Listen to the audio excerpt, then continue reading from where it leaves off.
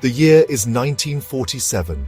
India awakens to freedom, hope, and uncertainty. The cities buzz with dreams and the promise of a new future.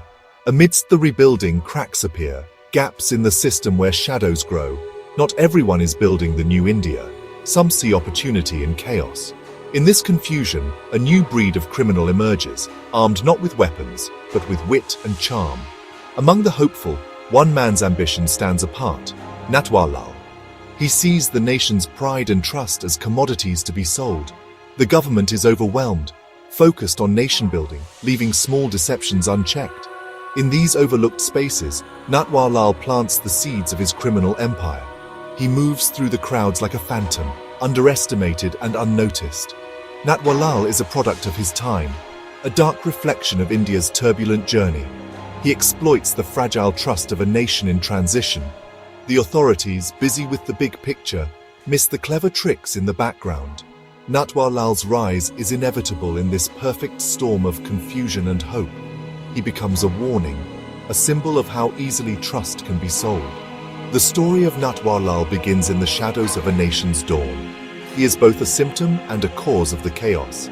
As India dreams of greatness, Natwarlal dreams of outsmarting it all. His legend is born from the cracks in a new nation's foundation. In the land of new beginnings, he is the master of deception. His real name was Mithilesh Kumar Srivastava, but history remembers him as Natwarlal. He was not violent, his weapon was charm. He could win trust in minutes, making you believe he was your friend. His true genius lay in forgery, replicating signatures, creating official documents, and weaving convincing stories. In a country ruled by paperwork, he understood the power of a stamp and a signature. Natwarlal's journey began with small forgeries, but his ambition quickly grew. He started with railway receipts, then set his sights on grander targets. He wanted to steal not just goods, but the very symbols of India. He read people expertly, tailoring his cons to their desires, promising fortune to the greedy, power to the ambitious. His victims believed what they wanted to believe, and he sold them dreams. Natwarlal was a master psychologist, exploiting weaknesses with a smile. His charm disarmed, his stories entranced, and his papers convinced. He was a predator in a gentleman's disguise. Each con was meticulously planned, each identity carefully crafted. He became whoever he needed to be: businessman, official, benefactor. His web of deceit grew, ensnaring the powerful and the gullible alike.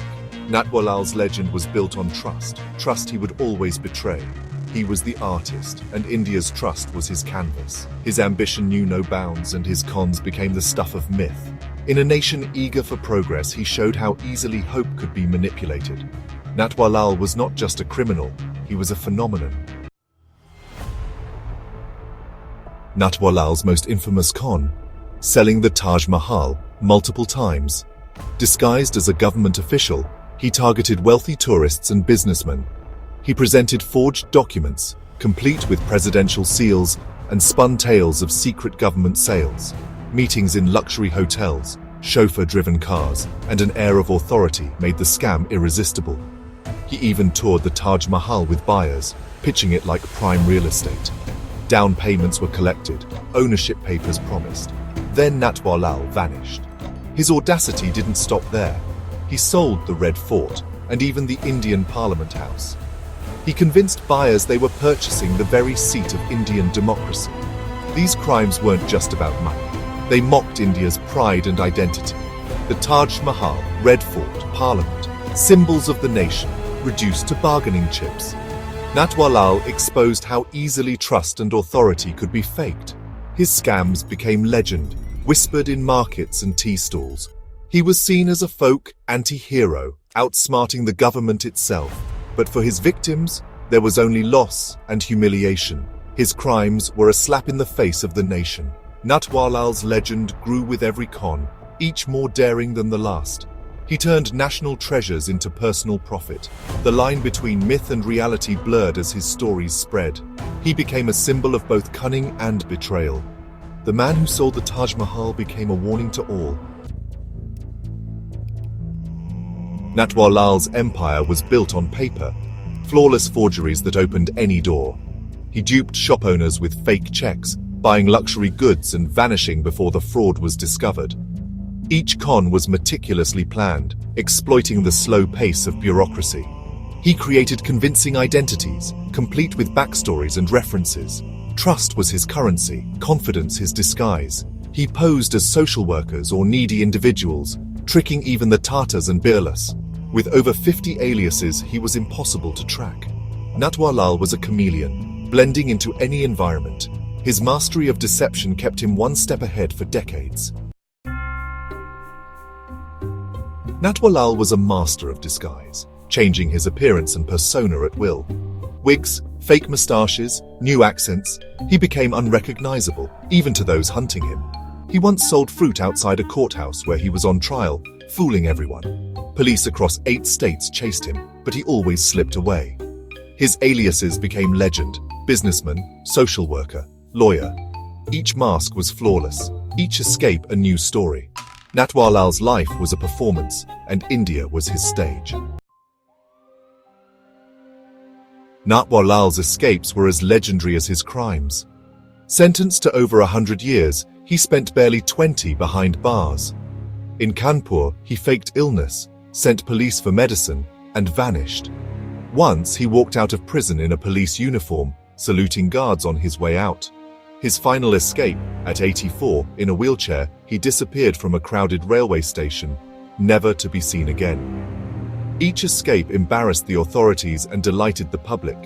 He became a symbol of defiance against a slow, corrupt system. Children played cops and Natwarlal, inspired by his exploits. For police, he was a nightmare, always outsmarting the system. His vanishing acts cemented his status as a legend. Natwarlal was the ghost the law could never catch.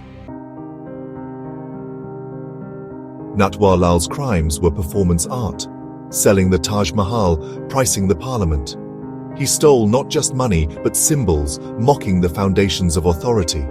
His charm and forged papers exposed the fragility of power. He exploited the gap between reality and belief, turning trust into his greatest weapon. To him, the law was a game, society a collection of marks. His arrogance fueled both his success and his downfall. He was a villain to some, a folk hero to others, a paradox that fascinated a nation. Natwarlal forced India to question the nature of trust and authority. For the government, Natwarlal was a humiliation, a challenge to their authority. His crimes spurred a nationwide manhunt, with special task forces and wanted posters everywhere. Yet, he was always a step ahead, changing identities and locations with ease. The chase became a legendary cat-and-mouse game. Public opinion shifted as the true cost of his crimes emerged: ruined lives, lost savings, shattered trust. The charming rogue became a ruthless predator in the public eye. Natwarlal's betrayal felt like a wound to a nation struggling for identity. The hunt for him was about more than justice. It was about restoring trust. He became a symbol of the corruption threatening the new India. The authorities were determined to prove that crime would not pay. Natwarlal's capture became a matter of national pride. Natwarlal's story ends in mystery. His death unconfirmed, his legend undimmed. He thrived in a world where trust was given too easily and verification was weak. His crimes exposed the loopholes in India's systems, forcing reforms. Today, fraudsters use new tools, but the principle remains: exploiting trust. Natwarlal's legacy is a warning: vigilance is always necessary. He showed how easily trust can be broken and how devastating the consequences. His story is a mirror, reflecting society's greed and gullibility. The legend of the man who sold the Taj Mahal is a dark but vital chapter in India's story. Savdhan Rahain, Satak Rahain.